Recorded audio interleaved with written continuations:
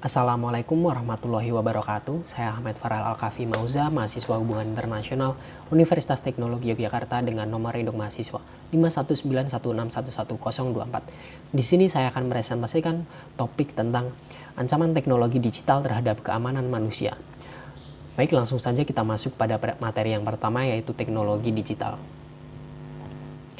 Perkembangan teknologi digital sangat pesat dan dinilai penting bagi kehidupan masyarakat, di mana perkembangan teknologi ini mengalami percepatan dengan berbagai inovasi-inovasi yang telah hadir setiap tahunnya. Kemajuan teknologi digital juga dinilai sangat penting dalam kehidupan masyarakat, terutama bagi pekerja maupun pengusaha, dan juga digunakan sebagai hiburan dan juga digunakan sebagai alat komunikasi pribadi. Kemudian adanya fakta bahwa pada masa pandemi COVID-19, penggunaan teknologi digital sangat membantu. Yang dimaksud dari membantu ini adalah membantu memulihkan ekonomi masyarakat, membantu masyarakat dalam akses kesehatan, membantu mengurangi persebaran COVID-19 melalui teknologi seperti platform belajar online maupun meeting online, di mana platform belajar atau meeting online ini tidak harus mempertemukan secara langsung antara orang-orang tersebut. Mereka tetap dapat melihat wajah dan suara hanya dengan melalui laptop atau handphone. Bahkan pada masa pandemi, pengguna teknologi semakin banyak karena adanya tuntutan seperti pembelajaran online, work from home, akses kesehatan melalui teknologi digital seperti Peduli Lindungi, dan akses terhadap vaksin. Kemudian berdasarkan data dari Statista, pengguna smartphone di dunia ini mencapai 6,5 miliar. Salah satu contoh semakin banyaknya penggunaan teknologi digital, di sini saya memberikan contoh dengan pengguna smartphone yang semakin banyak. Berdasarkan data yang berasal dari Statista, pengguna smartphone telah mencapai angka 6,567 miliar, di mana angka tersebut sekitar hampir 83% dari populasi manusia di dunia. Akan tetapi tentu saja data tersebut tidak dihitung berdasarkan pada setiap orang yang memiliki satu smartphone, namun bisa saja beberapa orang memiliki jumlah smartphone lebih dari satu. Mengingat bahwa banyak dari masyarakat di dunia ketiga yang masih belum dapat menikmati teknologi tersebut. Kemudian kita memasuki pada dampak positif dari teknologi digital. Tentunya dengan perkembangan teknologi yang semakin cepat akan memunculkan adanya dampak positif dan negatif. Nah, di sini saya akan menjelaskan bagaimana dampak positif dari adanya teknologi digital tersebut. Yang pertama adalah keamanan manusia. Organisasi tentang nilai-nilai kemanusiaan atau yang sering kita sebut sebagai hak asasi manusia menjadi salah satu aspek penting bagi keamanan manusia. Salah satu dampak positif dari adanya teknologi digital ini mampu dimanfaatkan sebagai sarana untuk mempromosikan nilai-nilai kemanusiaan melalui platform seperti media sosial, portal berita internasional, dan media-media digital saat ini. Teknologi digital mampu memperluas kebebasan manusia dalam berekspresi dan merespon adanya tantangan baru, seperti merespon suatu konflik di luar negeri, di mana hanya dengan mengakses berita online kita dapat mengetahui kondisi dan kronologi dari sebuah konflik. Kita juga dapat mengakses informasi dari konflik yang sedang terjadi. Nah, di sini kita juga dapat merespon dan mengaruhi bagaimana persepsi kita terhadap konflik tersebut. Sehingga nilai yang kita junjung di sini adalah bagaimana kita mempromosikan nilai-nilai kemanusiaan melalui platform seperti media sosial. Kemudian yang kedua adalah kebebasan berkomunikasi. Kebebasan berkomunikasi dimaksudkan dengan adanya teknologi digital yang mampu memperluas manusia dalam berinteraksi maupun berkomunikasi tanpa adanya batasan. Dengan adanya teknologi digital, saat ini kita mampu berinteraksi dengan orang dari luar daerah, bahkan orang dari luar negeri menggunakan platform media sosial seperti Facebook, Twitter, Instagram, TikTok, dan sebagainya. Kemudian berkomunikasi ini juga merupakan salah satu urgensi hak manusia terkait kebebasan berekspresi. Kemudian poin selanjutnya adalah meningkatkan ekonomi. Pada poin ketiga ini, dengan adanya teknologi digital akan memunculkan perluasan pasar ekonomi, di mana perluasan pasar ekonomi ini membantu usaha-usaha kecil atau UMKM dalam mengembangkan usahanya untuk meraih target pasar yang lebih luas.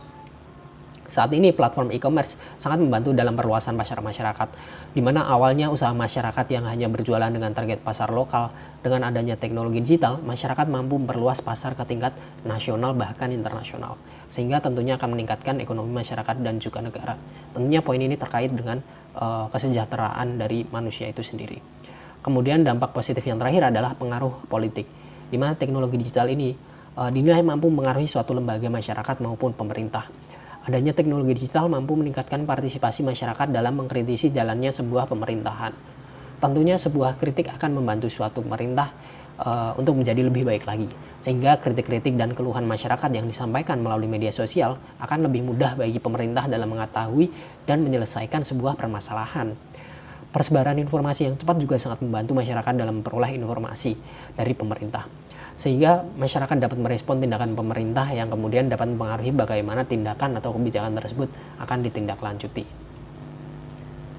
Kemudian selanjutnya adalah kita memasuki dampak negatif dari adanya teknologi digital terhadap keamanan manusia. Dampak negatif dari teknologi digital memunculkan adanya sebuah tantangan baru bagi keamanan manusia. Di sini saya akan menjelaskan mengenai 4 dampak negatif yang dapat mengancam keamanan manusia.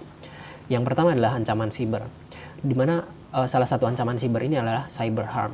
Cyber harm diartikan sebagai ancaman digital baik secara langsung maupun tidak langsung pada suatu individu, kelompok maupun negara. Aktor jahat yang melakukan cyber harm ini diantaranya adalah teroris, mata-mata perusahaan, hacker atau peretas dan sebagainya. Di mana pada tahun 2021 kerusakan yang ditimbulkan dari cyber harm ini diperkirakan mencapai 6 triliun US dollar. Di mana angka tersebut naik sekitar 600% sejak awal pandemi.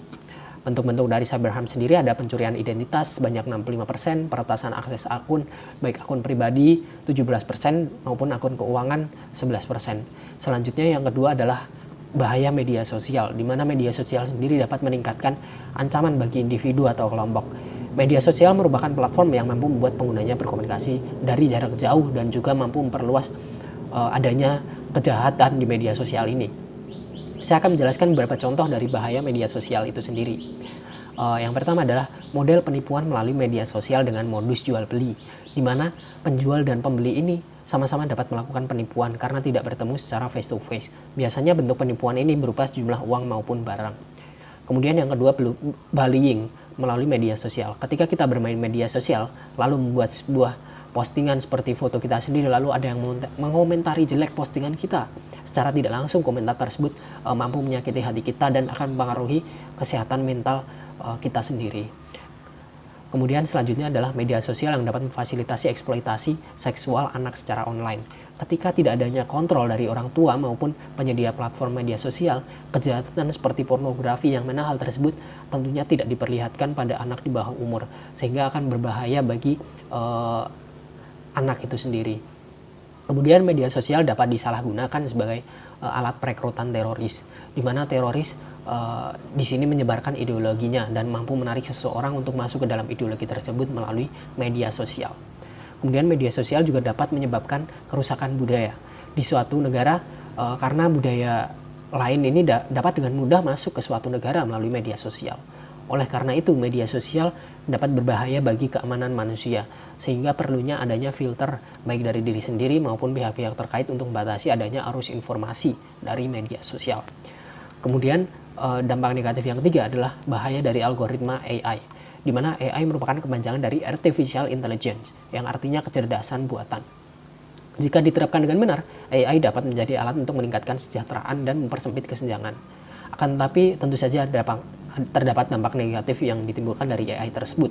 Contohnya adalah bagaimana seseorang terlibat dalam perdagangan digital, akses berita dan hiburan, serta keterlibatan dengan orang lain melalui jejaring sosial digital, di mana keterlibatan orang-orang tersebut dapat mengurangi adanya kesejahteraan masyarakat itu sendiri.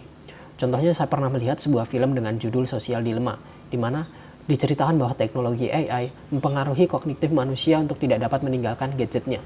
Algoritma AI memprioritaskan dalam menarik perhatian pengguna untuk tetap menggunakan gadget dan digunakan untuk menghasilkan suatu nilai ekonomi. Hal ini tentu saja berbahaya bagi keamanan manusia dikarenakan sebuah teknologi tidak seluruhnya sempurna. Adanya ideologi yang tersebar di internet, dan ketika algoritma AI ini merekomendasikan ideologi tersebut, maka ideologi tersebut mampu mengaruhi pemikiran dari seseorang, seperti ancaman perekrutan teroris yang telah saya jelaskan tadi. Kemudian dampak yang terakhir adalah memperbesar ketidaksetaraan. Yang dimaksud dari ketidaksetaraan ini adalah mengenai bagaimana akses terhadap teknologi yang tidak merata. Dalam hal kemampuan untuk memanfaatkan peluang ekonomi baru dan peningkatan kesejahteraan hanya diberikan kepada mereka yang menggunakan inovasi teknologi baru. Seperti contoh dalam akses vaksinasi, di mana seseorang harus memiliki sebuah aplikasi untuk mendapatkan antrian vaksin tersebut. Pembelajaran seperti perkuliahan di era pandemi ataupun pendidikan di era pandemi, di mana seseorang dituntut untuk memiliki teknologi seperti handphone, laptop maupun komputer, sehingga akses teknologi tidak merata akan meningkatkan sebuah ketidaksetaraan, di mana seharusnya sesuai dengan nilai-nilai hak asasi manusia, setiap manusia berhak mendapatkan kesejahteraan. Kemudian selanjutnya adalah ancaman teknologi digital di dunia kerja. Adanya tenaga kerja digital saat ini telah merubah dunia kerja, di mana ketika seseorang mampu menggunakan sebuah teknologi digital untuk mencari sebuah pekerjaan, maka peluangnya dalam mencari kerja akan lebih luas dibandingkan dengan orang yang tidak menggunakan teknologi. Adanya ancaman kemunculan angkatan kerja informal juga menciptakan ketidakamanan baru di dunia kerja. Pekerja berbasis online memiliki jam kerja yang lebih rendah, yaitu 27 jam per minggu berdasarkan data dari UNDP.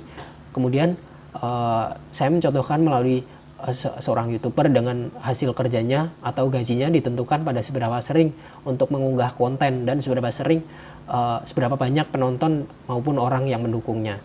Kemudian kondisi bagi pekerja berbasis online dibentuk oleh algoritma AI yang mempengaruhi jam kerja, tugas, evaluasi kinerja, dan gaji.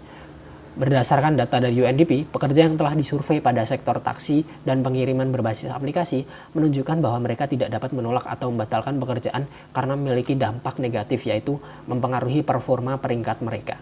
Seperti contoh berdasarkan pengalaman saya sendiri, di mana saya pernah bekerja di platform ojek online berbasis aplikasi, di mana penentuan gaji ditentukan oleh algoritma dari AI. Jarak tempuh dan bonus yang berasal dari pencapaian akan menentukan gaji dari saya sendiri. Tetapi dalam sistem pemecatan pekerja, aplikasi tersebut juga menggunakan algoritma AI, di mana ketika customer atau pelanggan memberikan kita rating bintang 1, maka akan otomatis dipecat oleh pihak aplikasi dan tidak dapat membuka atau mengakses kembali aplikasi tersebut. Hal ini tentu saja menjadikan ancaman karena bisa saja algoritma AI ini dapat salah yang membuat perlakuan yang kemudian membuat perlakuan tidak adil karena tidak adanya melalui pertimbangan dari pihak aplikasi dan pelanggan terkait. Kemudian selanjutnya adalah perkembangan platform tenaga kerja digital. Berikut ini merupakan data yang bersumber dari UNDP, di mana platform tenaga kerja digital mengalami perkembangan dari tahun ke tahun. Pada data tersebut dapat dilihat bahwa tenaga kerja digital berbasis web, taksi, dan pengiriman mengalami perkembangan yang cukup signifikan. Data statistik berwarna biru menunjukkan data tenaga kerja digital berbasis web dari tahun 1999 hingga 2020 mengalami perkembangan yang cukup signifikan. Lalu yang berwarna biru kehijauan merupakan data taksi yang mana baru mengalami perkembangan mulai dari tahun 2008, tetapi hingga 2020 perkembangannya tidak setinggi tenaga kerja berbasis web online. Kemudian yang berwarna ungu adalah tenaga kerja pengiriman seperti kurir maupun ojek online dan sebagainya. Di mana perkembangan dari tenaga kerja digital pengiriman ini berkembang sangat pesat dari tahun 2010 hingga 2020, sedangkan tenaga kerja hybrid tidak mengalami perkembangan yang signifikan. Selanjutnya adalah kesimpulan, di mana jika dilihat dari banyak hal, teknologi ini menjanjikan dalam perluasan peningkatan keamanan manusia. Melihat bahwa perkembangan teknologi yang semakin pesat menimbulkan ancaman baru bagi keamanan manusia, berbagai ancaman seperti ancaman kesehatan mental, ancaman dunia kerja, cyber harm atau kerusakan perangkat yang merugikan manusia, pencurian identitas, kerusakan budaya, dan sebagainya. Teknologi digital ini melalui pendekatan keamanan manusia dapat dilihat bahwa teknologi merusak kesejahteraan, hak, dan kemampuan seseorang. Jika isu-isu keamanan manusia yang ditimbulkan oleh teknologi digital tidak tertangani, maka teknologi dinilai gagal dalam memenuhi janjinya dalam memperluas keamanan manusia. Sekian presentasi dari saya. Jika ada kekurangan saya mohon maaf. Wassalamualaikum warahmatullahi wabarakatuh.